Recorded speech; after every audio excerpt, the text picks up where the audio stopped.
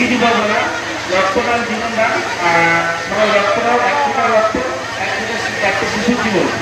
আর first time আমিও রক্ত দেবো, আর যারা এখন আসেনি অবশ্যই চলে আসুন, রক্তদান এসে রক্তদান আর জীবন দেখান, এই বলে আমার বক্তব্য করতে।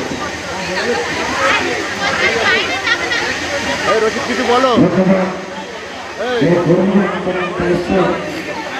আমরা এদেরকে অভিনন্দন করি, তাদের যোগাযোগের জন্য বিভিন্ন জায়গাতে আমাদের ফোন করেছিল, তারা আস্তে আস্তে আসবে। এখন রক্তদান শিবির আমরা 3টা পর্যন্ত চালাই, এই পর্যন্ত যা রক্তদান শিবিরের উচ্ছ্বাস, মায়ের বোনেরা যারা বাপেরা ভাইরা যারা আসছে, আমি তাদের কাছে আবেদন